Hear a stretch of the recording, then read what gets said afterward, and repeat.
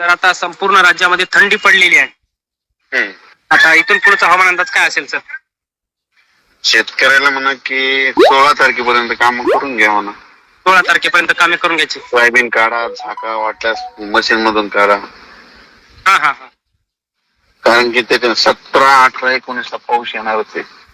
17, 18, 19 ला पाऊस येणार. आता कुठे कुठे येणार सर?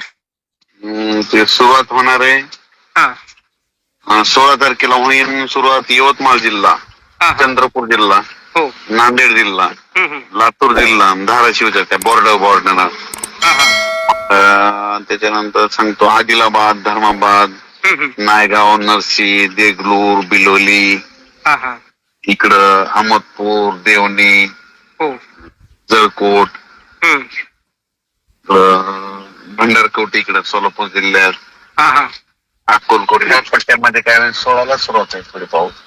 तिकडं 16 ला सुरुवात होणार का? 16लाच काय होईल, विजा चमकायला दिसतील तिकडं. हा हा. तेलंगणाकडून, कर्नाटककडून आपल्याला. त्या साईडने इकडे महाराष्ट्र येणार का? हा 16लाच काय होईल तिकडून पाऊस यायला दिसत. हो. म्हणजे मग त्या 16-17च्या दरम्यान थोडी थंडी कमी होईल का सर मग? हा होणार ना. हा. आणि मग मराठवाड्यामध्ये सर?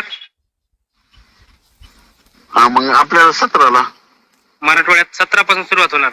हो 17 सर्व दूर नाही पण भाग बदलत पडणार पण पडणार. पण पडणार.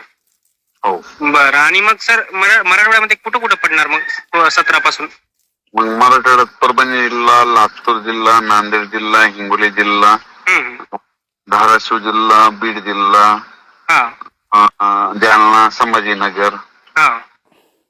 आणि त्याच्यानंतर मग हे मराठवाड्यात भाग बदलतच आहे बरं का. पण पाऊस येणार समजा, हजेरी लावणार. म्हणजे 15-20 मिनिट मध्ये हा हा.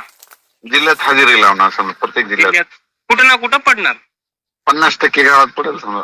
50% गावात पडणार. हो. बरं. आणि मग सर आता हे विदर्भातलं कसं असणार आहे? विदर्भात पण तशीच परिस्थिती राहणार. बरं. आणि तिकडे त्या साईडला नाशिक सर्व दूर नाही पडणार पण पाऊस येणार आहे एवढं म्हणजे निश्चित आहे.